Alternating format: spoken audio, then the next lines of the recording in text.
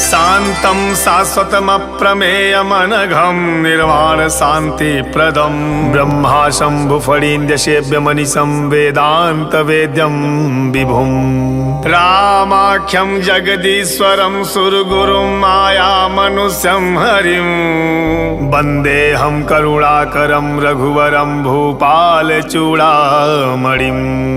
नान्या स्पृहा रघुपते हृदये स्मदीये सत्यं वदामि च भवानखिलान्तरात्मा भक्तिं प्रयच्छ रघुपुङ्गव निर्भरां मे कामादिदोषरहितं कुरु मानसं च अतुलित बलधामं हेमशैलाभदेहं धनुजवन कृशानुं ज्ञानिनामग्रगण्यं सकलगुणनिधानं वानराणामधीशं रघुपति प्रिय भक्तं वातजातं नमामि।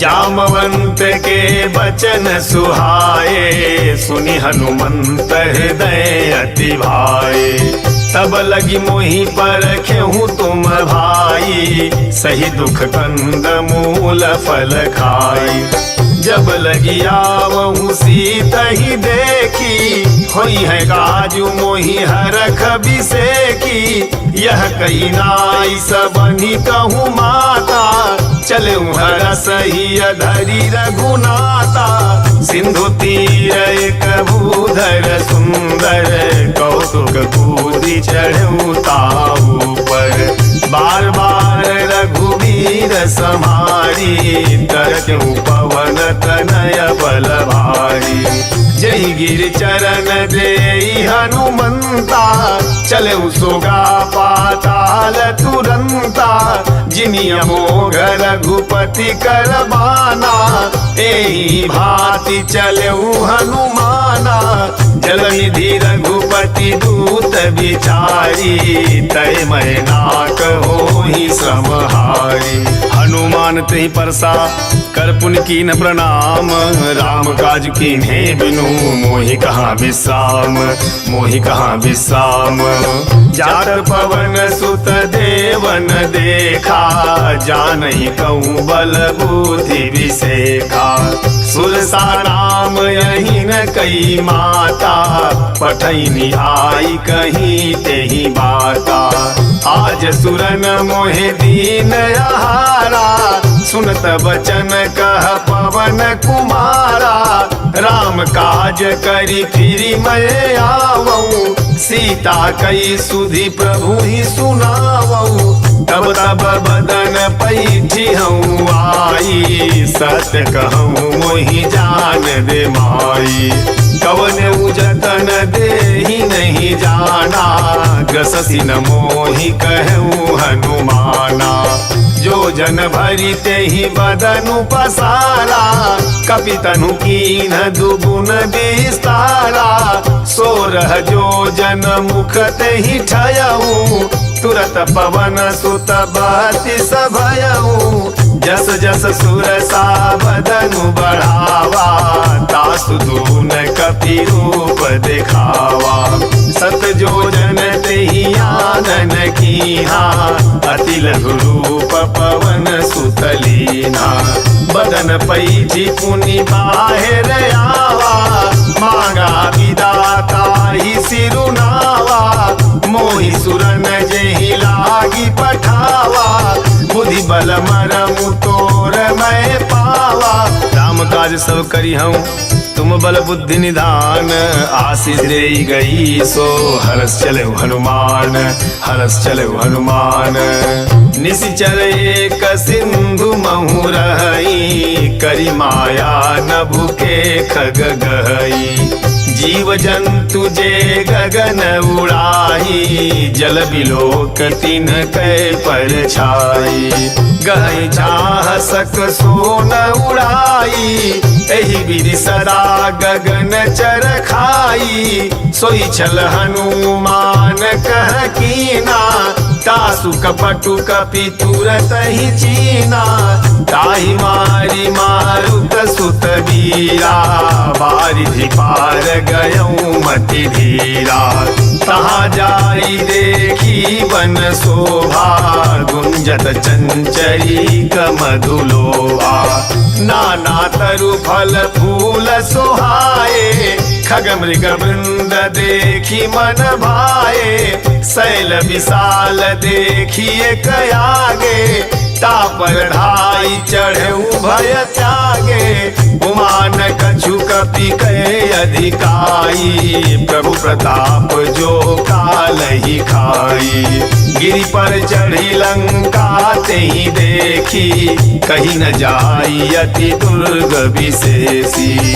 अति उतंग जल निधि चहु पासा, कनक कोट कर परम प्रकाशा। कनक कोट विचित्र मणिकृत सुंदरायतना घना, चौहट्ट हट्ट सुबत्थ बीथी चार पुर बहुविधि बना। गजबाज खच्चर निकर पदचर रथ बरूथन को गन, बहुरूप निश्चर जूथ अति बल सेन वर्णत नहीं बने। बन बाग उपवन बाटिका सरकूप बापी सोहई, नर नाग सुर गंधर्व कन्या रूप मुनि मन मोहई। कहुमाल देह विशाल शैल समान, अति बल गर जही नाना अखारन भिराही। बहुविध एक एकन तर जही, करि जतन भट कोटिन बिकट तन नगर। चहु दिशि रक्षहि कहु महिष मानुष धेनु, खर अज खल निशाचर भक्षहि। एहि लाग तुलसीदास इनकी कथा कछु एक है कहीं। रघुवीर सर तीरथ शरीरन त्याग, गति पई हई सही। पुर रखवारे देखी बहु कपि मन कीन विचार, अति लघु रूप धरऊ निसी नगर करऊ पैसार। नगर करऊ पैसार मसक समान रूप कपि धरी, लंक ही चले सुमिरी नर हरि। नाम लंकिनी एक निशिचरी, सो कह चले सी मोहि निंदरी। जान ही नहीं मरमु सठ मोरा, मोर आहार जहाँ लगी चोरा। मुठिका एक महाकपिहानी, रुधिर बमत धरनी छन मानी। मुनि सम्हारी उठी सोलंका, जोरी बान कर विनय सशंका। जब रावण ही ब्रह्म बर दीना, चलत विरंचि कहा मोहि चीना। विकल हो सितय कपि कै मारे, तब जाने सुनि सिचर संघारे। तात मोर अति पुण्य बहुता, देख्यऊ नयन राम कर दूता। तात स्वर्ग अपवर्ग सुख धरई तुलाई कयंग, तुलन ताहि सकल मिली। जो सुख लव सतसंग, जो सुख लव सतसंग। प्रविशि नगर की जय सब काजा, हृदय राखी कौशलपुर राजा। गरल सुधारी पुकरहि मिताई, गोपद सिंधु अनल शीतलाई। गरुड़ सुमेर रेणु समताई, राम कृपा करि चितवा जाही। अति लघु रूप धरऊ हनुमाना, पैठा नगर सुमिरि भगवाना। मंदिर मंदिर प्रति कर शोधा, देखे जहत अगणित जोधा।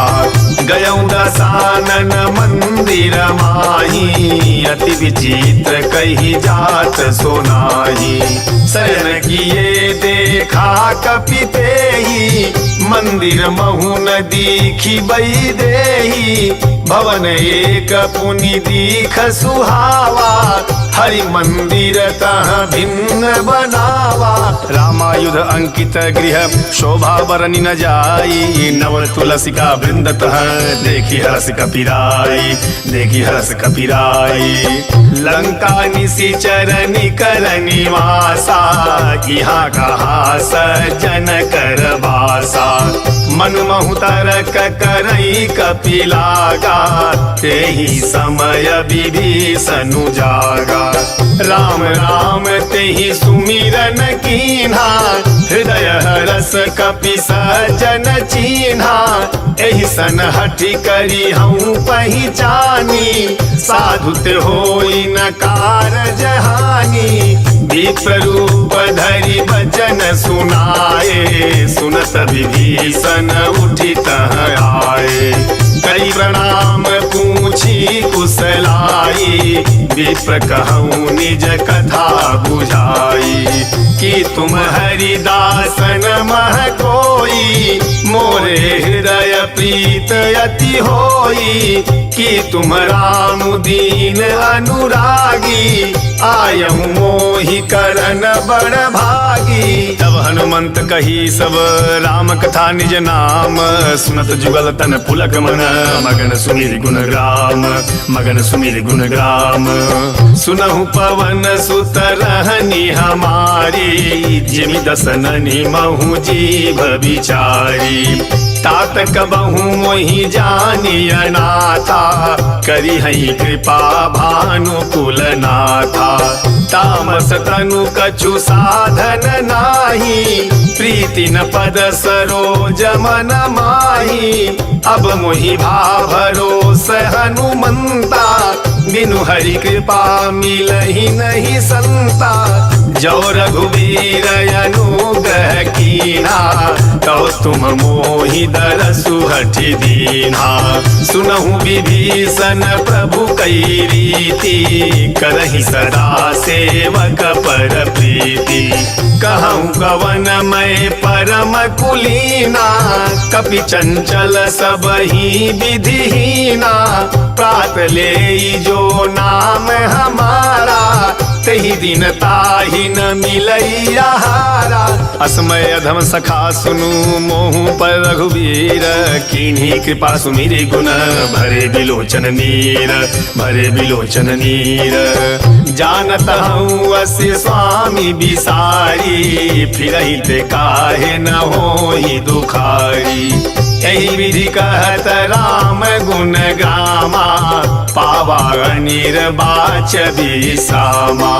पुनि सब कथा विभीषण कही, जहि विधि जनक सुता तह रही।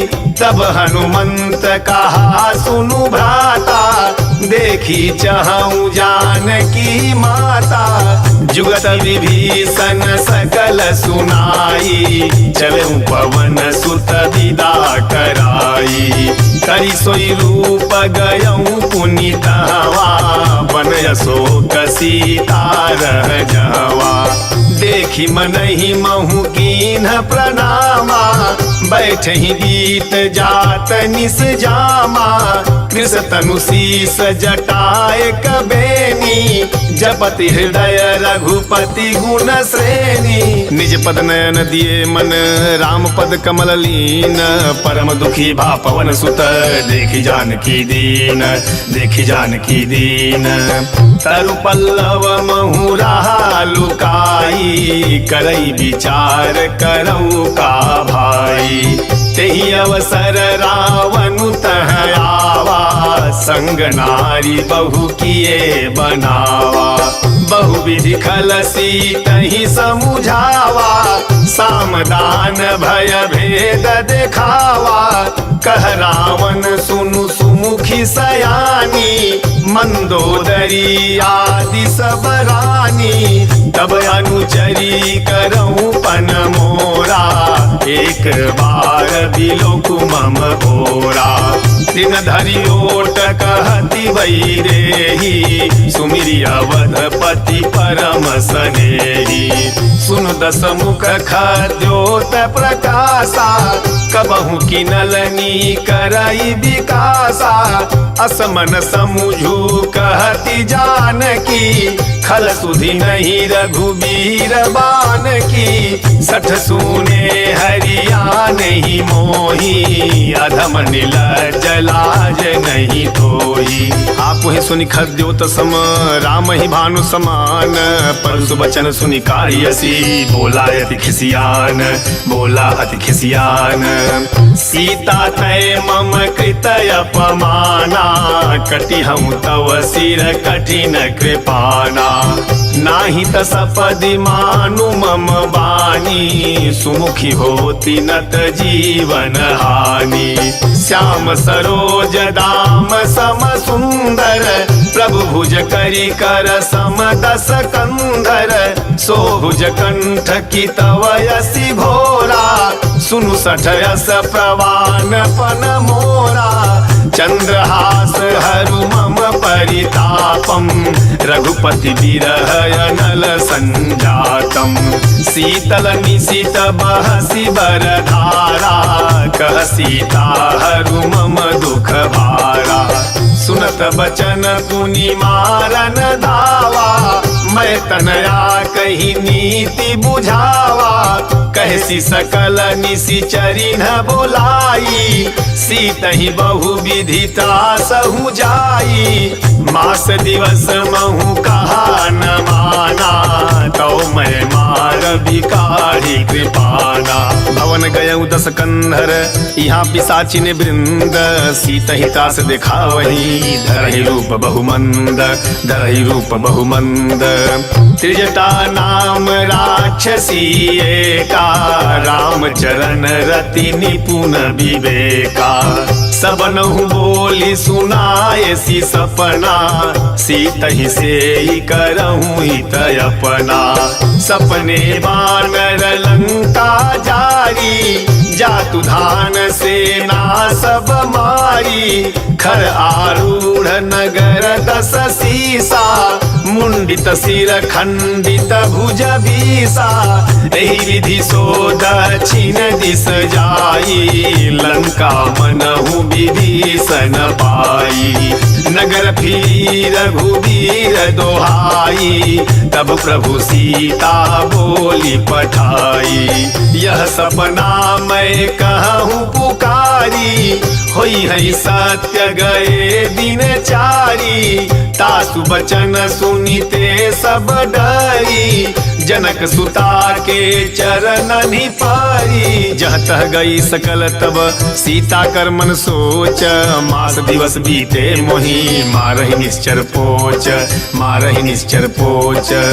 त्रिजटासन बोली कर जोरी मातु विपत्ति संगीन तय मोरी। तजऊ देह करु बेगी उपाई दुसह बिरहु अब नहीं सही जाई। आनि काठ रचुचिता बनाई मातु अनल पुनि देहि लगाई। सत्य करहि मम प्रीति सयानी सुनय को श्रवण सूल समबानी। सुनत बचन पद गहि समुझायसी प्रभु प्रताप बल सुजसु सुनायसी। निसिन अनल मिली सुनु सुकुमारी यस कहि सो निज भवन सिधारी। कह सीता विधि भा प्रतिकूला मिलहि न पावक मिटहि न सूला। देखियत प्रगट गगन अंगारा अवनि न आवत एक उतारा। पावक मैं शशि श्रवतन आगी मानहु मोहि जानी हत भागी। सुनहि विनय मम बिटपय शोका सत्य नाम करु हरु मम शोका। नूतन किसलय अनल समाना देहि अगिनि जनि करहि निदाना। देखि परम बिरहा कुल सीता सोचन कपि कलप समबीता। कवि कर हृदय विचार दीन मुद्रिका डारी तब जनुअ शोक अंगार। दीन हरसि उठि कर गहेउ दीन हरसि उठि कर गहेउ। तब देखी मुद्रिका मनोहर राम नाम अंकित अति सुंदर। चकित चितव मुदरी पहिचानी हरस विषाद हृदय अकुलानी। जीति को सकई अजय रघुराई माया ते असी रचि नहीं जाई। सीता मन विचार कर नाना मधुर बचन बोले हनुमाना। रामचंद्र गुण बर नहीं लागा सुनत ही सीता कर दुख भागा। लागी सुनय श्रवण मन लाई जाति हूँ ते सब कथा सुनाई। सवनामृत जही कथा सुहाई, कही सो प्रगट होती की न भाई। तब हनुमंत निकट चली गयऊ, फिर बैठे मन विस्मय भयऊ। रामदूत मैं मातु जान की, सत्य शपथ करुणा निधान की। यह मुद्रिका मातु मैं आनी, दीनि राम तुम कह सही दानी। नर बानर ही संग कहूँ कैसे, कही कथा भई संगति जैसे। कवि के वचन स प्रेम सुनी, उपजा मन विश्वास। जाना मन क्रम वचन यह, कृपा सिंधु करदास, कृपा सिंधु करदास। हरिजन जान प्रीति अति गाढ़ी, सजल नयन पुलकावली बाढ़ी। बूढ़त बिरह जलधि हनुमाना, भयउ तात मोह कहूँ जल जाना। अब कहूँ कुशल जाऊं बलिहारी, अनुज सहित सुख भवन खरारी। कोमल चित कृपाल रघुराई, कपि केहि हेतु धरी निठुराई। सहज बानी सेवक सुखदायक, कबहु कसुरति करत रघुनायक। कबहु नयन मम शीतलताता, होई है निरखि श्याम मृदु गाता। बचन नयाव नयन भरे बारी, अहनाथ हौ निपट बिसारी। देखी परम बिरहा कुल सीता, बोला कपि मृदु बचन विनीता। मातु कुशल प्रभु अनुज समेता, तब दुख दुखी सुकृपा निकेता। जन जननी मानहु जियऊना, तुम ते प्रेम राम के दूना। रघुपति कर संदेशु अब सुन जननी धरि धीर, अस कहि कपि गद गद भयऊ भरे बिलोचन नीर, भरे बिलोचन नीर। कहु राम वियोग तव सीता, मोह कहूँ सकल भये विपरीता। नवतरु किसलय मनहु कृशानु, काल निशा सम निशि शशि भानु। कुबलय विपिन कुंत बन सरिसा, बारिद तपत तेल जनु बरिसा। जहित रहे करत तेई पीरा, उरग श्वास सम त्रिविधि समीरा। कहूँ ते कछु दुख घटी न होई, काहि कहो यह जान न कोई। तत्व प्रेम कर मम यरु तोरा, जानत प्रियाए कुमनु मोरा।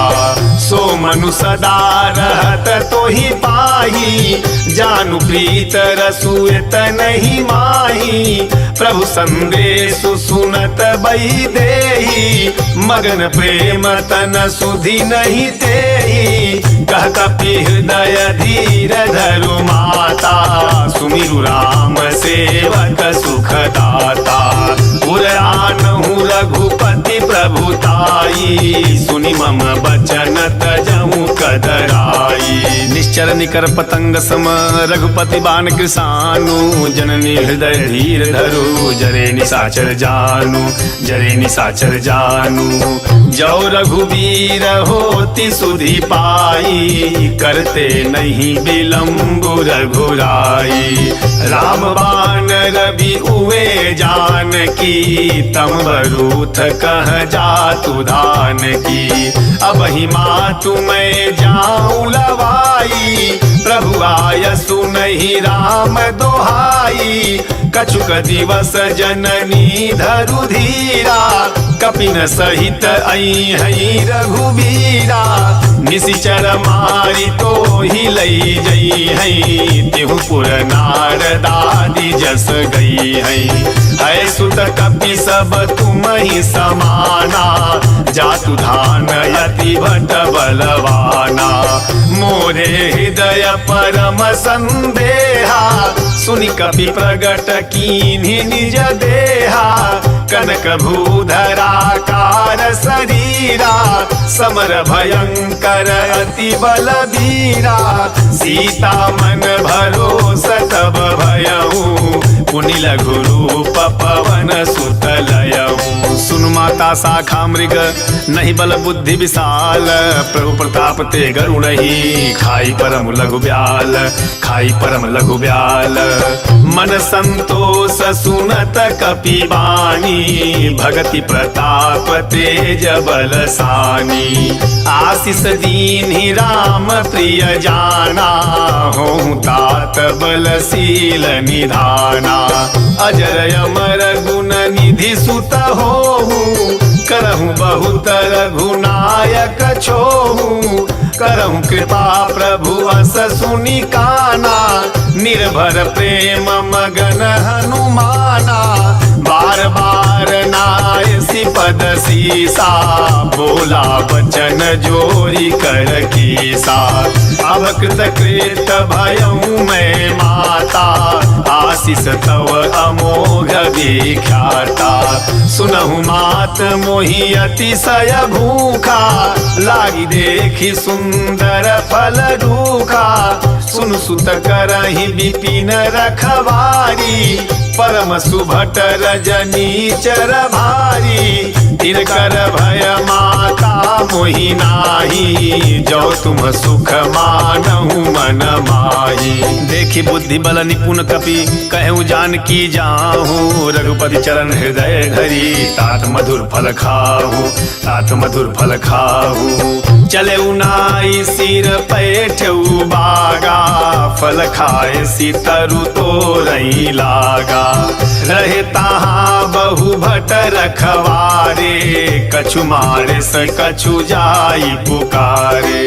नाथ एक आवा कपि भारी तही अशोक बाटिका उजारी। खाए से फल अरु बिटप उपारे रक्षक मर्दी मर्दी मही डारे। सुनि रावण पठए भट नाना तिनहि देखी गरजऊ हनुमाना। सब रजनी चर कपि संहारे गए पुकारत कछु अध मारे। पुनि पठयऊ तेहि अच्छ कुमारा चला संग लई सुभट अपारा। आवत देखी बिटप गही तर जा ताहि निपाति महाधुनि गरजा। कछु मारे से कछु मरदेसी कछु मिलए सी धरि दूर कछु पुनि जाई पुकारे प्रभु मरकट बल भूरी प्रभु मरकट बल भूरी। सुन सुत बधलंके सरिसाना पठय सि मेघनाद बलवाना। मारसी जन सुत बांध सिताही देखिय कपि कहा कर आही। चला इंद्रजित तुलित जोधा बंधु निधन सुनी उपजा क्रोधा। कपि देखा दारुण भटयावा कटकटाई गर जाय रुधावा। अति विशाल तरुवे कउपारा विरथ कीन्ह लंकेश कुमारा। रहे महाभटता के संगा गही गही कपि मरदई निजयंगा। तिनहि निपाति ताहि सन बाजा भिरे जुगल मानहु गजराजा। मुठिका मारी चढ़ा तरु जाई ताहि एक क्षण मूरछायाई। उठी बहोरी कीन्हि से बहु माया जीति न जाई प्रभंजन जाया। ब्रह्म अस्त्र तेहि साधा कपि मन कीन्ह विचार जौन ब्रह्म सर मानऊ महिमा मिटैय पार महिमा मिटैय पार। ब्रह्म बाण कपि कहूँ तेहि मारा परति हूँ बार कटकु संघारा। तेहि देखा कपि मूर्छित भयऊ नाग पास बांध सिलई गयऊ।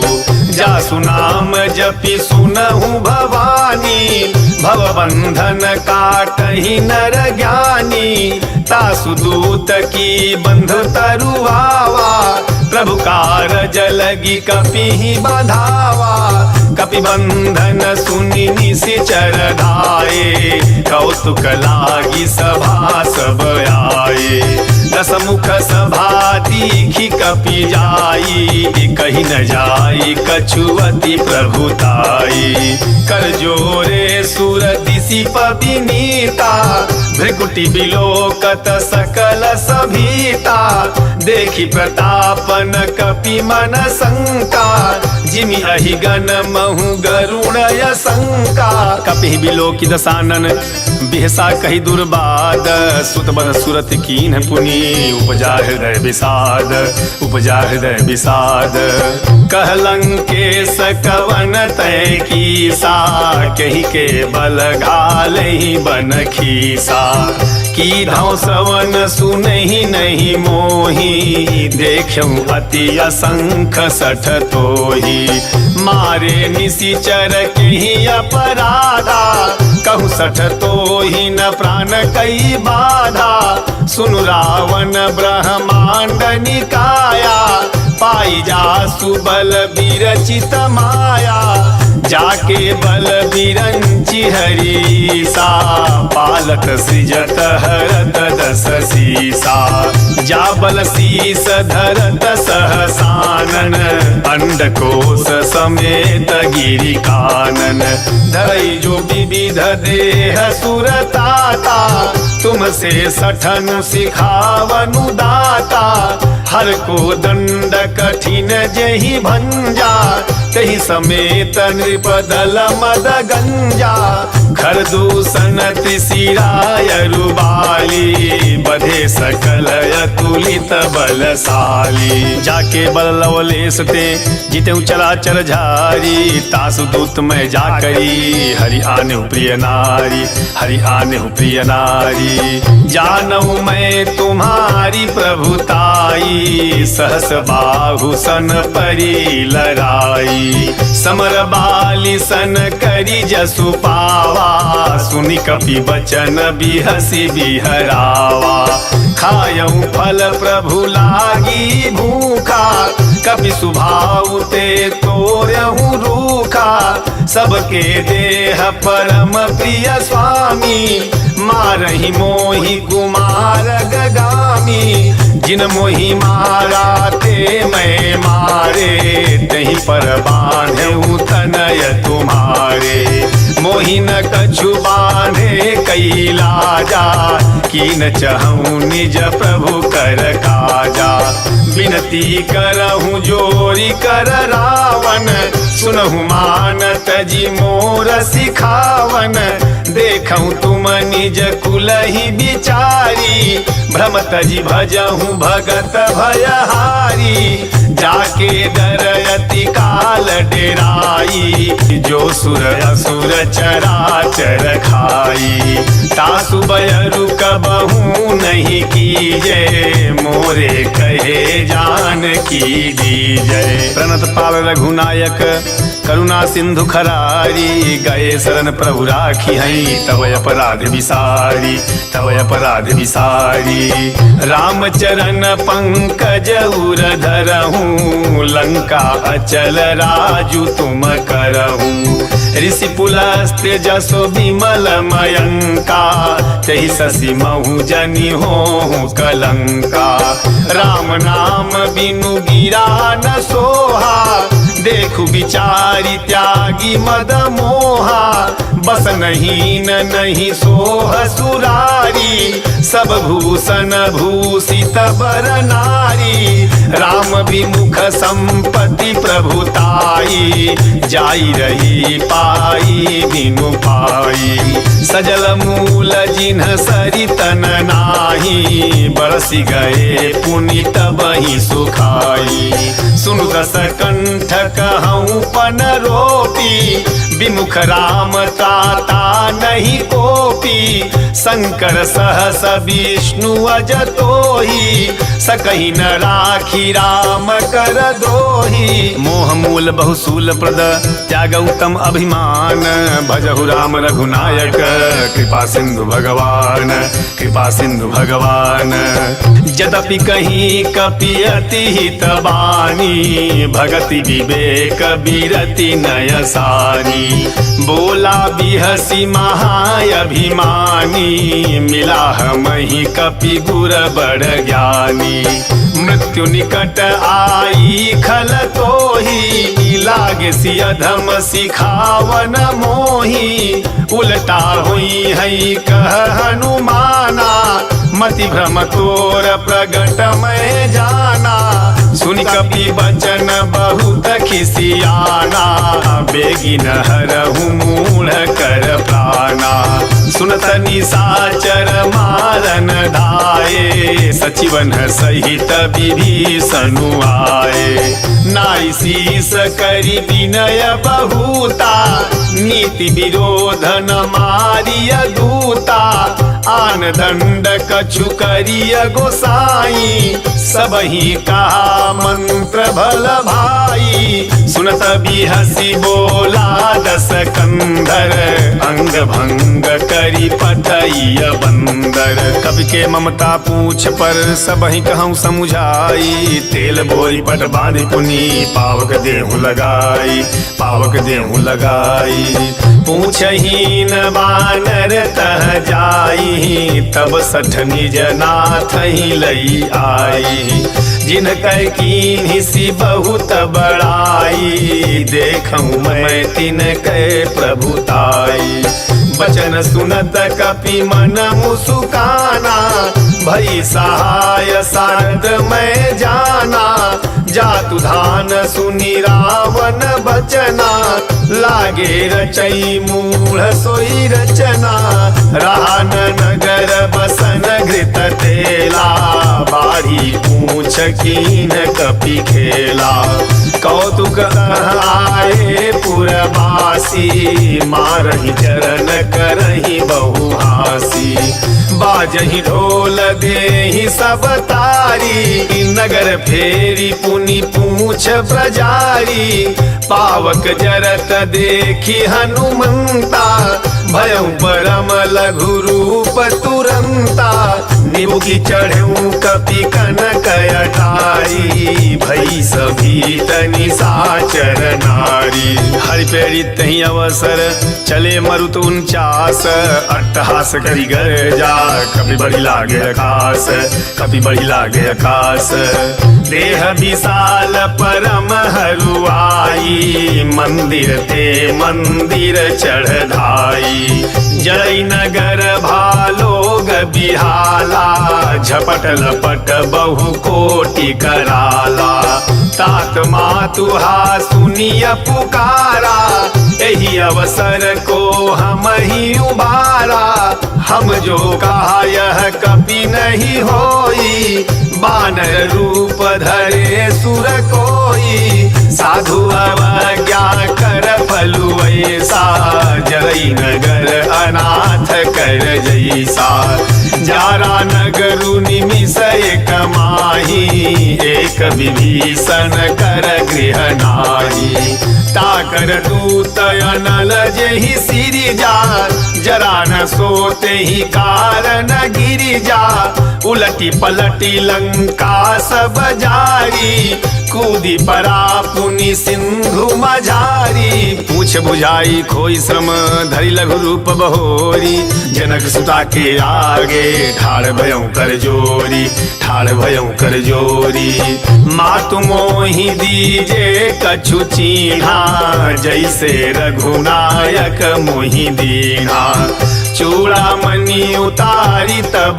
दयऊ हरस समेत पवन सुतलयऊ कहूँ तात यस मोर प्रणामा सब प्रकार प्रभु पूरन कामा दीन दयाल बिरिदु संभारी, हरहु नाथ मम संकट भारी। तात सक्र सुत कथा सुनायहूँ, मान प्रताप प्रभु ही समुझायहूँ। मास दिवस महु नाथ न आवा, तो पुनि मोहि जियत नहीं पावा। कहूँ कपि केहि विधि राखऊ प्राणा, तुमहु तात कहत अब जाना। तो ही देखी शीतली भई छाती, पुनि मोह कहूँ सोई दिनु सो राती। जनक सुत ही समुझाई करी, बहुविधि धीरजु दीन। चरण कमल सिर नाई कपि, गवनु राम बहि कीन, गवनु राम बहि कीन। चलत महाधुनि गरजसी भारी, गर्भ स्रवहि सुनि निशिचर नारी। नाहि सिंधु एहि पारहि आवा, सबद किल किला कपि न सुनावा। हर से सब बिलो की हनुमाना, नूतन जन्म कपिन तब जाना। मुख प्रसन्न तन तेज बिराजा, कीन्हे श्री राम चंद्र कर काजा। मिले सकल अति भय सुखारी, तलफत मीन पाव जिमि बारी। चले हरषि रघुनायक पासा, पूछत कहत नवल इतिहासा। तब मधुबन भीतर सब आए, अंगद सम्मत मधु फल खाए। रखवारे जब बर जन लागे, मुष्टि प्रहार हनत सब भागे। जाई पुकारे ते सब बन उजार जुबराज, सुन सुग्रीव हरस कपि करियाए प्रभु काज, करियाए प्रभु काज। जौ न होती सीता सुधि पाई, मधुबन के फल सकहीं की खाई। यही विधि मन विचार कर राजा, आई गए कपि सहित समाजा। आई सबनि नावा पद सीसा, मिले सबनि अति प्रेम कपीसा। पूछी कुशल कुशल पद देखी, राम कृपा भा काजु बिसेखी। नाथ काजु कीन्हु हनुमाना, राखे सकल कपिन के प्राणा। सुन सुग्रीव बहुरी तेहि मिलेहूँ, कपिन सहित रघुपति पहि चलेहूँ। राम कपिन जब आवत देखा, किए काजु मन हरस बिसेखा। फटिक शिला बैठे दो भाई, परे सकल कपि चरण जाई। प्रीति सहित सब भेटे रघुपति करुणा पुंज, पूछी कुशल नाथ अब कुशल देखी पद कंज, कुशल देखी पद कंज। जामवंत कह सुनु रघुराया, जा पर नाथ करहूँ तुम दाया। ताहि सदा शुभ कुशल निरंतर, सुर नर मुनि प्रसन्नता ऊपर। सोई विजयी बिनयी गुण सागर, तासु सुजसु त्रैलोक उजागर। प्रभु की कृपा भयऊ सब काजू, जन्म हमार सुफल भायाजू। नाथ पवन सुत कीनी जो करनी, सहसहु मुख न जाई जो बरनी। पवन तनय के चरित सुहाए, जामवंत रघुपति ही सुनाए। सुनत कृपा निधि मन अति भाए, पुनि हनुमान हरस ही अलाए। कहूँ तात के ही भांति जानकी, रहती करती रक्षा स्वप्राण की। नाम पाहरू दिवस निसी, ध्यान तुम्हार कपाट। लोचन निज पद जंत्रित, जाहि प्राण कहीं बाट, जाहि प्राण कहीं बाट। चलत मोहि चूड़ा मणि दीन्ही, रघुपति हृदय लाई सोई लेनी। नाथ जुगल लोचन भरी बारी, बचन कहे कछु जनक कुमारी। अनुज समेत गयहूँ प्रभु चरना, दीन बंधु प्रणतारति हरना, मन क्रम बचन चरण अनुरागी, कहीं अपराध नाथ हो त्यागी। अवगुण एक मोर मैं माना, बिछुरत प्राणन कीन पयाना। नाथ सुनयन निको अपराधा, निसरत प्राण करही हटि बाधा। बिरह अगिन तनु तूल समीरा, श्वास जरई छन माहि शरीरा। नयन स्रवहि जलु निज हित लागी, जरई न पाव देह बिरहागी। सीता कई अति विपति विशाला, बिनहि कहे भली दीन दयाला। निमिष निमिष करुणा निधि, जाहि कलप समबीत। बेगी चलिए प्रभु आनिय, भुजबल खल दल जीति, भुजबल खल दल जीति। सुनि सीता दुख प्रभु सुख अयना, भरी आए जल राजीव नयना।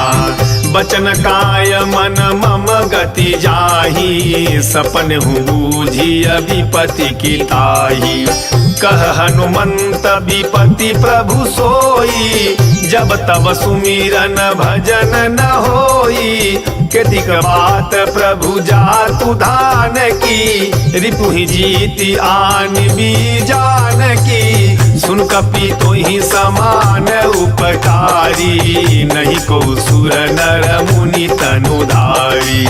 प्रति उपकार करऊँ का तोरा, सनमुख होई न सकत मन मोरा।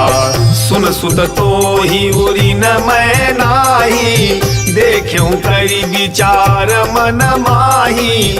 पुनि पुनि कपि चितव सुरताता, लोचन नीर पुलकयति गाता। सुनि प्रभु बचन बिलो की मुख, गात हरसि हनुमंत। चरण परे प्रेमाकुल, त्राहि त्राहि भगवंत, त्राहि त्राहि भगवंत। बार बार प्रभु चहि उठावा, प्रेम मगन तेहि उठब न भावा। प्रभु कर पंकज कपि के सीसा, सुमिरि सो दशा मगन गौरीसा। सावधान मन करि पुनि शंकर, लागे कहन कथायति सुंदर। कपि उठाई प्रभु हृदय लगावा, कर गही परम निकट बैठावा। कहु कपि रावण पालित लंका, कही विधि दहेउ दुर्गयति बंका। प्रभु प्रसन्न जाना हनुमाना, बोला वचन विगत अभिमाना। शाखा मृग कई बड़ी मनुसाई, शाखा ते शाखा पर जाई। नाघि सिंधु हाटक पुर जारा, निशिचर गण बधि विपिन उजारा। सो सब तव प्रताप रघुराई, नाथ न कछु मोरी प्रभुताई। ता कछु प्रभु कछु अगम नहीं, जा पर तुम अनुकूल। तब प्रभाव बड़वा न लही, जारी सकई खलतूल, जारी सकई खलतूल। नाथ भगति अति सुखदायनी, देहु कृपा करि अन पायनी। सुनि प्रभु परम सरल कपि बानी, एवं मस्त तब कहूँ भवानी। उमा राम सुभाउ जेहि जाना, ताहि भजनु तजि भावन आना। यह संवाद जासूर आवा, रघुपति चरण भगति सोई पावा। सुनि प्रभु बचन कहि कपि वृंदा, जय जय जय कृपाल सुख कंदा। तब रघुपति कपिपति ही बोलावा, कहा चलई कर करहूँ बनावा। अब विलम्ब के ही कारण कीजे, तुरत कपिन कहूँ आय सुदीजे, कौतुक देखी सुमन बहु बरसी, नभते भवन चले सुर हरसी। कविपति बेगी बोलाए आए जूथब जूथ, नाना बरन अतुल बल, बानर भालु बरूथ, बानर भालु बरूथ। प्रभु पद पंकज नावहि सीसा, गरजहि भालु महाबल कीसा। देखी राम सकल कपि सेना, चितई कृपा करी राजीव नयना। राम कृपा बल पाई कपिंदा, भय पक्ष जुत मनहु गिरिंदा। हरसि राम तब कीन्ह पयाना, सगुन भये सुंदर शुभ नाना। जासु सकल मंगलमय कीर्ति, तासु पयान सगुन यह नीति। प्रभु पयान जाना वही देही, फरकी बाम अंग जनु कहीं देही। जोई जोई सगुन जान की होई, असगुन भयउ रावण ही सोई। चला कटक को बर नहीं पारा, गरजहि बानर भालु अपारा। नख आयुध गिरि पाद पधारी, चले गगन मही छाछारी। के हरिनाद भालु कपि करही, डगमगाही दिग्गज चिकरही। चिकरही दिग्गज डोल मही गिरि लोल, सागर खर भरे मन हरस सब गंधर्व सुर मुनि नाग किन्नर दुख टरे। कट कटहि मरकट विकट भट बहु कोट कोटि निधावहि। जय राम प्रबल प्रताप कौशल नाथ गुण गण गावहि। सही सकन भार उदार अहि पत बार बार मोहि। गदसन पुनि पुनि कमठ पृष्ठ कठोर सो किमि सोहहि। रघुवीर रुचिर प्रयान प्रस्थिति जानि परम सुहावनी। जनु कमठ खर पर सर पर राज सुलिखत अभिचल पावनी। एहि विधि जाई कृपा निधि उतरे सागर तीर। जह तह लागे खान फल भालु विपुल कपि वीर, भालु विपुल कपि वीर। उहाँ निशाचर रहहि सशंका, जब ते जारी गयऊँ कपि लंका। निज निज गृह सब करहि विचारा, नहीं निशिचर कुल के रउबारा।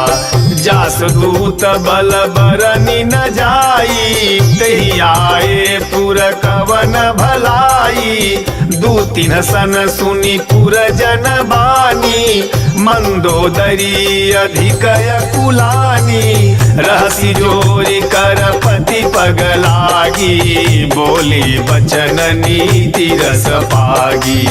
कंत करस हरि सन परिहरहूँ, मोर कहा अति तहि अधरहूँ।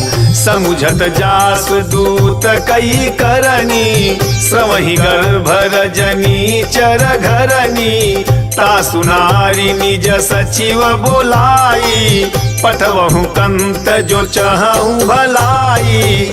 तब कुल कमल विपिन दुखदाई, सीता सीत निशा सम आई।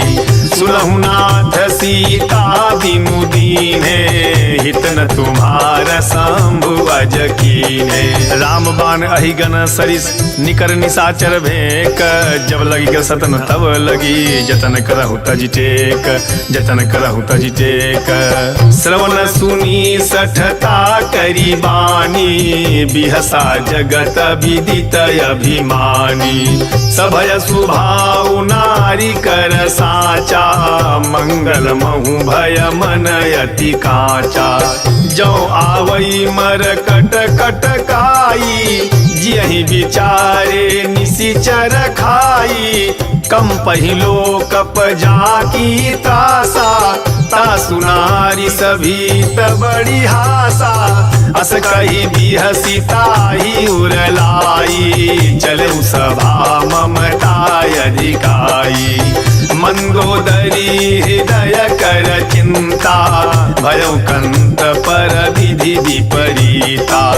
बैठऊ सभा खबरी सिपाही, सिंधु पार सेना सब आई। बूझे सि सचिव उचित मत कहूँ, ते सब हसे मष्ट करी रहूं, जिदेहु सुरासुर तब सम नाही, नर बानर केहि लेखे माई। सचिव वैद गुरु तीन जौ, प्रिय बोलहि भय आस, राज धर्म तन तीन कर, होई बेगहि नास, होई बेगहि नास। सोई रावण कहूँ बनी सहाई, स्तुति करई सुनाई सुनाई। अवसर जानि विभीषणु आवा, भ्राता चरण सीसु तेहि नावा। पुनि सिरुनाई बैठ निज आसन, बोला वचन पाई अनुशासन। जो कृपाल पूछिहु मोहि बाता, मति अनुरूप कहूँ हित गाता। जो आपन चाहि कल्याणा, सुजसु सुमति सुभगति सुख नाना। सो पर नारी लाल गोसाई, तजौ चौथी के चंद की नाई। 14 भुवन एक पति होई, भूत द्रोह तिष्ठई नहीं सोई। गुण सागर नागर नर जोऊ, अल्प लोभ भल कहई न कोऊ। काम क्रोध मद लोभ सब नाथ नरक के पंथ, सब परिहरि रघुबीरहि। भजहु भजहि जय संत, भजहु भजहि जय संत। तात राम नहीं नर भूपाला, भुवनेश्वर कालहु कर काला। ब्रह्म अनामय अज भगवंता, व्यापक अजित अनादि अनंता। गोदिज धेनु देव हितकारी, कृपा सिंधु मानुष तनुधारी। जन रंजन भंजन खल भ्राता, वेद धर्म रक्षक सुनु भ्राता। ताहि बयरु तजि नाई माथा, प्रणतारति भंजन रघुनाथा। देहुनाथ प्रभु कहूँ बैदेही, भजहु राम बिनु हेतु सनेही। शरण गए प्रभु ताहु न त्यागा, विश्वद्रोह कृत अघजहि लागा। जासु नाम त्रय तापन सावन, सोई प्रभु प्रगट समुझु जिय रावण। बार बार पद लागऊं विनय करहु 10 शीस, परिहरि मान मोह मद। भजहु कौशलाधीश, भजहु कौशलाधीश। मुन पुलस्त निज शिष्य सन, कह पठई यह बात। तुरत सो मैं प्रभु सन कहीं, पाई सु अवसर तात, पाई सु अवसर तात। माल्यवंत अति सचिव सयाना, तासु वचन सुनि अति सुख माना। तातु अनुज तव नीति विभूषण, सो उर धरहु जो कहत विभीषण। रिपुत करस कहत 62, दूरी न करहु यहाँ हई कोऊ। माल्यवंत गृह गयऊ बहोरी, कहई विभीषणु पुनि कर जोरी। सुमति कुमति सबके उर रही, नाथ पुराण निगम यस कही। जहाँ सुमति कहाँ संपत्ति नाना, जहाँ कुमति तहाँ विपत्ति निदाना। तब उर कुमति बसी विपरीता, हित अनहित मानहु रिपु प्रीता।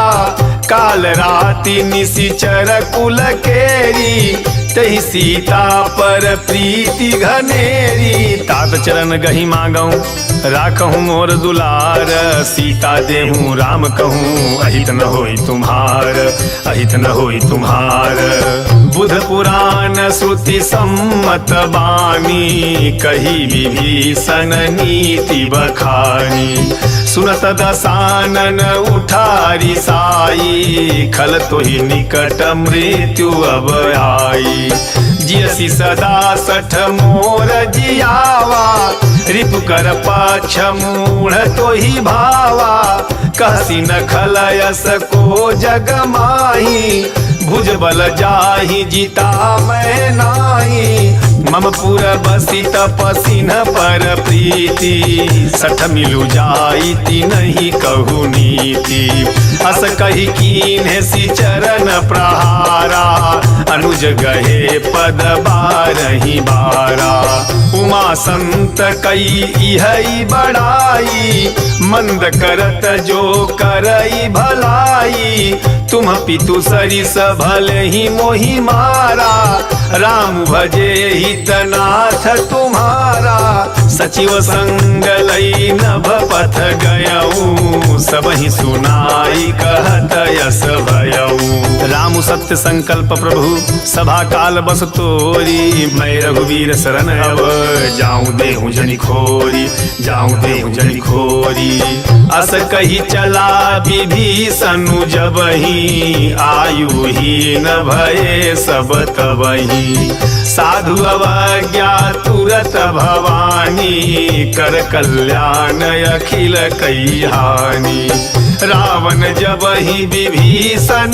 त्यागा भयउ विभव बिनु तबहि अभागा चलऊ हरसि रघुनायक पाही करत मनोरथ बहु मन माही देखी हूँ जाई चरण जल जाता अरुण मृदुल सेवक सुख दाता जे पद परसि तरी ऋषि नारी दंडक कानन पावनकारी जे पद जनक सुता उर लाए कपट कुरंग संग धर धाये हर उर सर सरोज पद जेई अहो भाग्य मैं देखी हूँ तेई जिन पायन के पादुकनी भरतु रहे मन लाई ते पद आज बिलो की हूँ इन नैननि अब जाई इन नैननि अब जाई एहि विधि करत स प्रेम विचारा आयऊ सपदि सिंधु यही पारा कपिन विभीषण आवत देखा जाना कौरी पुदूत विशेखा ताहि राखी कपीस पही आए समाचार सब ताहि सुनाए कह सुग्रीव सुनहु रघुराई आवा मिलन दसानन भाई कह प्रभु सखा बूझिए कहा कहि कपीस सुनहु नर नाहा जानी न जाई निशाचर माया काम रूप के ही कारण आया भेद हमार लेन सठयावा राखिय बांधी मोहि असभावा सखा नीति तुम नीक विचारी मम पन शरणागत भयहारी सुनि प्रभु बचन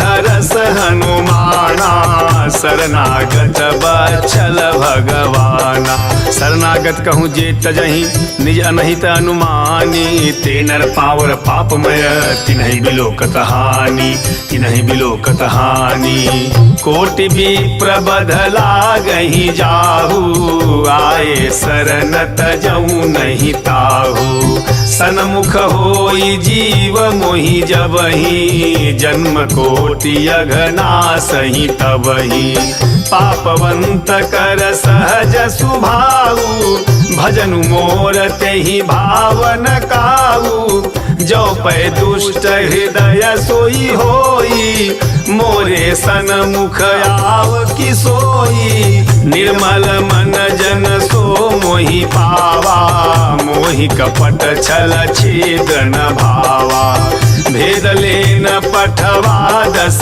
सीसा तबहु न कछु भय हानि कपीसा जगमहु सखा निशाचर जेते लक्ष्मणु हनई निमिष महु तेते जो सभी दयावा सरनाई रखी हूँ ताई प्राण की नाई उभय भारि तहि आनौ हंसी कह कृपा निकेत जय कृपाल कही कपि चले अंगद हनु समेत सादर तेहि आगे करी बानर चले जहाँ रघुपति करुणा कर दूरी ते देखे दौड़ाता नयनानंद दान के दाता बहुरी राम छवि धाम बिलोकी, रहे ठटुक एक टक पल रोकी। भुज प्रलंब कंजारुन लोचन, श्यामल गात प्रणत भय मोचन। सिंह कंध आयत उर सोहा, आनन अमित मदन मन मोहा। नयन नीर पुलकित यति गाता, मन धरि धीर कहीं मृदु बाता। नाथ दशानन कर मैं भ्राता, निशिचर वंश जन्म सुरताता। सहज पाप प्रिय तामस देहा, जथा उलू कहीं तम पर नेहा। श्रवण सुजत सुनि आयऊं प्रभु भंजन भवभीर, त्राहि त्राहि आरति हरन शरण सुखद रघुवीर, शरण सुखद रघुवीर। अस कही करत दंडवत देखा, तुरत उठे प्रभु हरस बिसेखा। दीन बचन सुनि प्रभु मन भावा, भुज विशाल गही हृदय लगावा। अनुज सहित मिली ढिग बैठारी, बोले बचन भगत भयहारी। कहु लंकेश सहित परिवारा, कुशल कुठार बास तुम्हारा। खल मंडली बसहु दिनु राती, सखा धर्म निबहई के ही भांति। मैं जानूं तुम्हारी सब रीति, अति नय निपुण न भावय नीति। बरु भल बास नरक करताता, दुष्ट संग जनि देई विधाता। अब पद देखी कुशल रघुराया, जो तुम कीन्ही जानी जन दाया। तब लगी कुशल न जीव कहूँ, सपने हूँ मन विश्राम। जब लगी भजत न राम कहूँ, शोक धाम तज काम, शोक धाम तज काम। तब लगी हृदय बसत खल नाना, लोभ मोह मच्छर मद माना। जब लगी उर न बसत रघुनाथा, धरे चाप सायक कटि भाथा। ममता तरुण तमी अंधियारी, राग द्वेष उलोक सुखकारी। तब लगी बसती जीव मन माही, जब लगी प्रभु प्रताप रवि नाही। अब मैं कुशल मिटे भय भारे, देखी राम पद कमल तुम्हारे। तुम कृपाल जा पर अनुकूला, ताहि न व्याप त्रिविध भवसूला। मैं निशिचर यति अधम सुभाऊ, शुभ आचरण कीन्ह नहीं काऊ। जास रूप मुनि ध्यान न आवा, तहि प्रभु हरसि हृदय मोहि लावा। अहो भाग्य मम अमित अति, राम कृपा सुख पुंज। देख्यौ नयन विरंच शिव, सेव जुगल पद कंज, सेव जुगल पद कंज। सुनहु सखा निज कहूँ सुभाऊ, जान भुसुंडी शंभु गिरि जाऊ।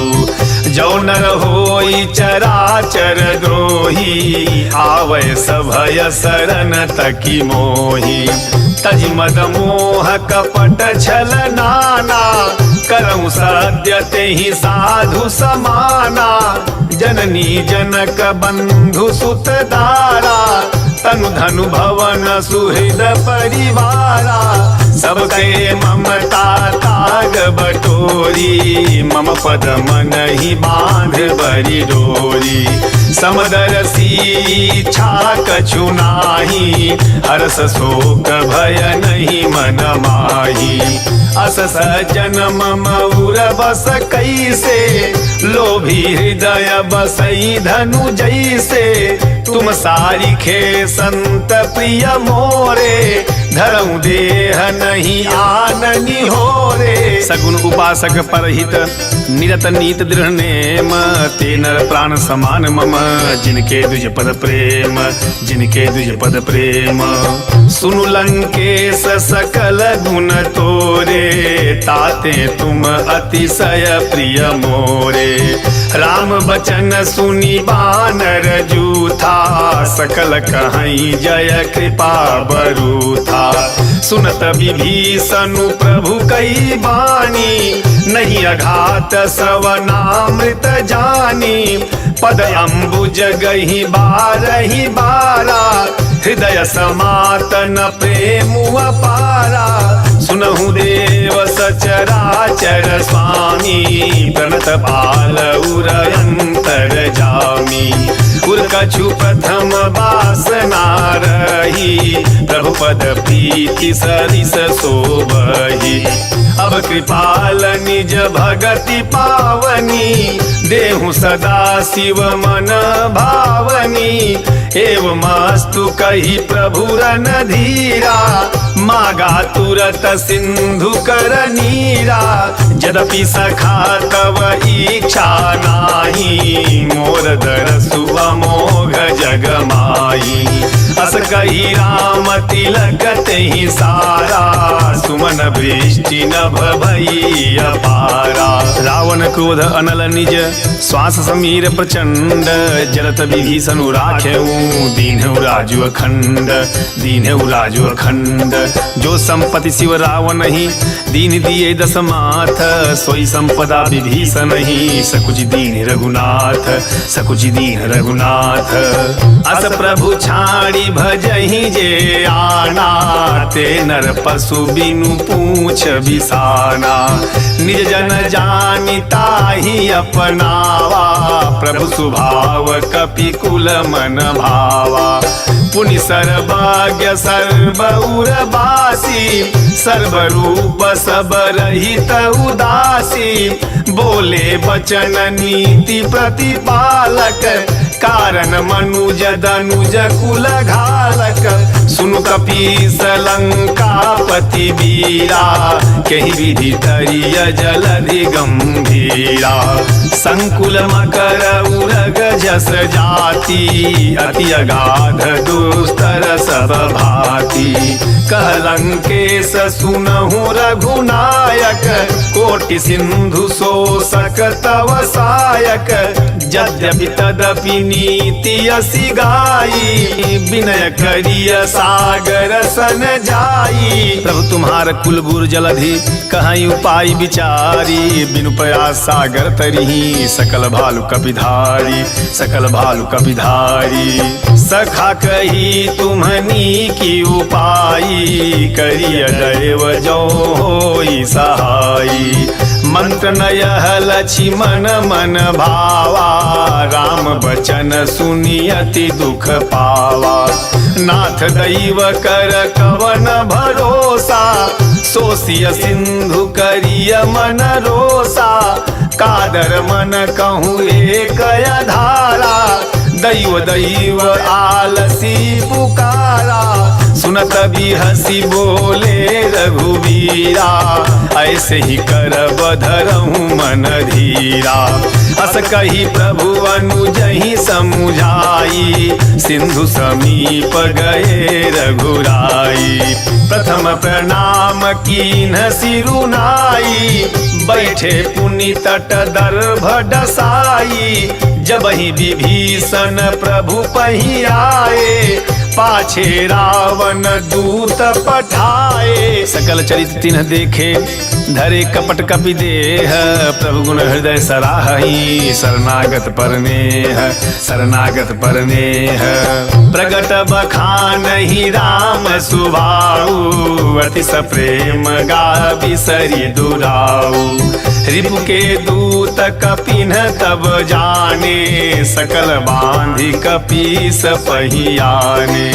कह सुग्रीव सुनहु सब बानर, अंग भंग करी पठवहु निशिचर। सुन सुग्रीव बचन कपिधाए, बांधि कटक चहु पास फिराए। बहु प्रकार मारन कपि लागे, दीन पुकारत तदपि न त्यागे। जो हमार हर नासा काना, तेहि को सलाधीस के आना। सुनिल लक्ष्मण सब निकट बोलाए, दया लागी हंसी तुरत छोड़ाए। रावण कर दीजहु यह पाती, लक्ष्मण बचन बाचु कुल घाती। कहे मुखागर मूढ़ सन मम संदेश उदार, सीता दे मिलौनत आवा कालु तुम्हार, आवा कालु तुम्हार। तुरत नाई लक्ष्मण पद माथा, चले दूत बरनत गुण गाथा। कहत राम जसु लंका आए, रावण चरण शीस तिन्ह नाये। बिहसी दसानन पूछी बाता, कहसी न सुख आपनी कुशलाता। पुनि कहूँ खबरी विभीषण केरी, जाहि मृत्यु आई अति नेरी। करत राज लंका सठ त्यागी, होई जव कर कीटय भागी। पुनि कहु भालु की सकट काई, कठिन काल प्रेरित चली आई। जिनके जीवन कर रखवारा, भयउ मृदुल चित सिंधु बिचारा। कहु तपसिन कै बात बहोरी, जिनके हृदय त्रास यति मोरी। कि भाई भेंट की फिरी गए श्रवण सुजस सुनि मोर, कहसी न रिपुदल तेज बल, बहुत चकित चित तोर, बहुत चकित चित तोर। नाथ कृपा करी पूछऊँ जैसे, मानहु कहा क्रोध तजी जैसे। मिला जाई जब अनुज तुम्हारा, जात ही राम तिलक तहि सारा। रावण दूत हम ही सुनि काना, कपिन बांधी दीन्हे दुख नाना। श्रवण नासिका काटई लागे, राम सपथ दीन्हे हम त्यागे। पूछिहु नाथ राम कटकाई, बदन कोटि सत बरनि न जाई। नाना बरन भालु कपिधारी, विकटानन विशाल भयकारी। जहि पुर दहउ हत्यउ सुत तोरा, सकल कपिन महत्यहि बलु थोरा।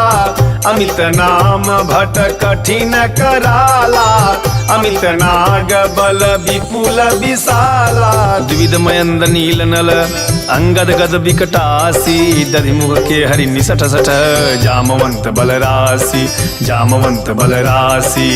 एक पि सब सुग्रीव समाना, इन्ह सम कोटिन्ह गनई को नाना। राम कृपाय तुलित बल तिन्हि, तिन समान त्रैलोकहि गनहि। असमय सुना श्रवण दस कंधर, पद्म 18 जूथ पबंदर। नाथ कटक मह सो कपि नाहि, जो न तुमहि जीते रन माहि। परम क्रोध मी जहि सब हाथा, आय सुपै न देहि रघुनाथा। सो सहि सिंधु सहित जस व्याला, पूरहि नत भरि कुधर विशाला। मर्दि गर्द मिल वही 10 सीसा, ऐसे ही बचन कहीं सब कीसा। गरजहि तरजहि सहज शंका, मानहु दसन चहत ही लंका। सहज सूर कवि भालु सब, पुनि सिर पर प्रभु राम। रावण काल कोटि कहूँ, जीति सकहि संग्राम, जीति सकहि संग्राम। राम तेज बल बुद्धि विपुलाई, शेष सहस सत सकहि न गाई। सकसर एक सोसी सत सागर, तब भ्रातहि पूछे नयनागर।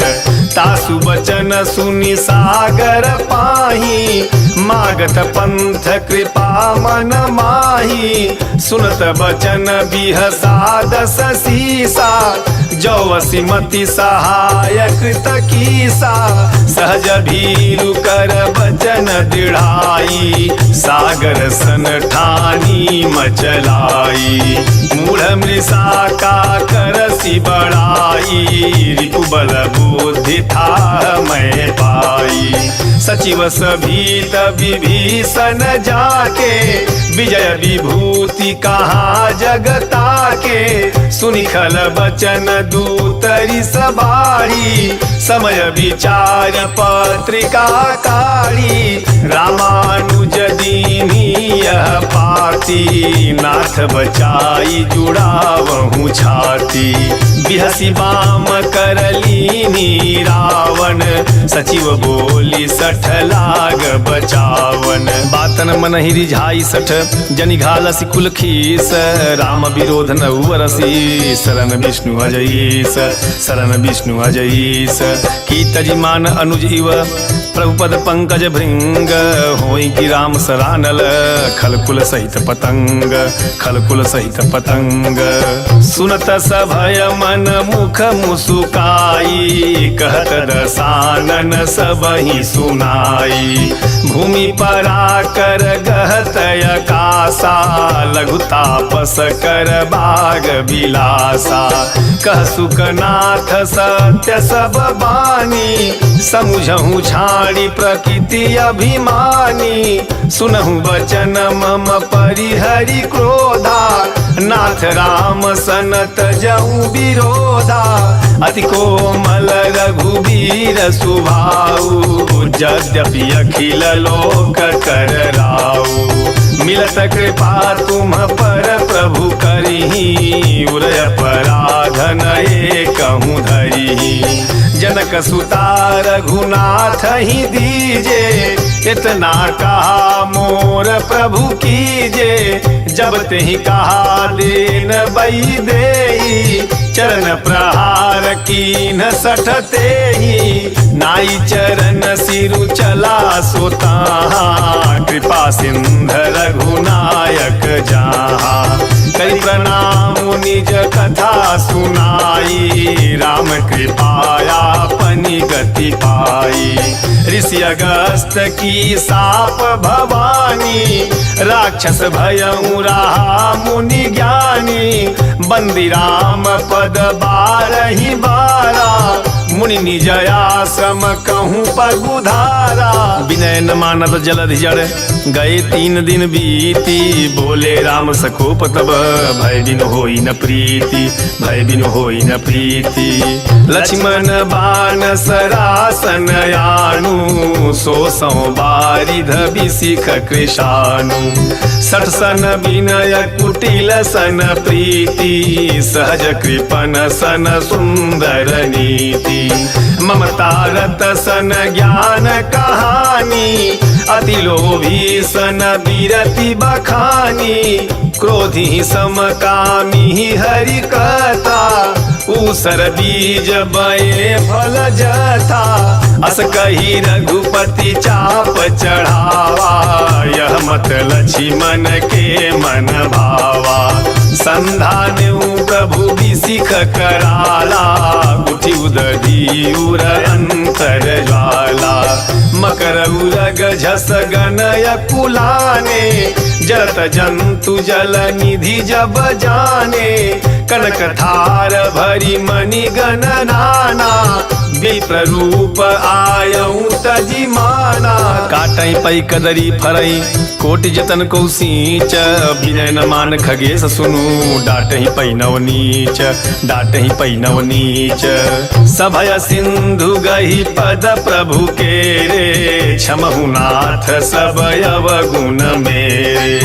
गगन समीर अनल जल धरनी इन्ह कई नाथ सहज जड़ करनी। तब प्रेरित माया उपजाए सृष्ट हेतु सब ग्रंथ निगाए। प्रभु आय सुजहि कह जस यही सोते ही भांति रहे सुख लही। प्रभु भल की न मोहि सिख दीनी मर्यादा पुनि तुम्हारी कीनी ढोल गवार सूत्र पशु नारी सकल धारणा के अधिकारी प्रभु प्रताप मैं जाब सुखाई उतरी कटुक न मोरी बढ़ाई प्रभु ज्ञान पेल श्रुति गाई करहु सो बेगी जो तुम ही सोहाई सुनत विनीत बचन अति कह कृपाल मुस्काई जहि बीज उतरे कपि कटकु तातु सो कहूँ पाई तातु सो कहूँ पाई नाथ नील नल कपि दो भाई लरिकाई ऋषिया शीस पाई तिनके परस किए गिरि भारे तरी हई जलधि प्रताप तुम्हारे मैं पुनि उरधरि प्रभु प्रभुताई करी हम बल अनुमान सहाई एहि विधिनाथ पायोधि बधाई जहि यह सुजस लोकति हूँ गाई एहि सर मम उत्तर तटवासी हतहु नाथ खल नरय घरासी सुनि कृपाल सागर मन पीरा तुरतहि हरि राम रणधीरा देखी राम बल पौरुष भारी हरसि पयो निधि भयउ सुखारी सकल चरित कहीं प्रभु ही सुनावा चरण बंधी पाथोधि सिधावा निज भवन गवने सिंधु श्री रघुपति ही यह मत भाय हूँ यह चरित कलिमल हल जथा मदिदास तुलसी गाय सुख भवन संशय समान दवन विषाद रघुपति गुण गना तरि सकल आस भरोस गावहि सुनहि संतत सठ मना सकल सुमंगल दायक रघुनायक गुण गान सादर सुनहि ते तरहि भव सिंधु बिना जल जान सिंधु बिना जल जान सिंधु बिना जल जान सिंधु बिना जल जान पवन सुत हनुमान की जय उमापति महादेव की जय सियावर रामचंद्र की जय।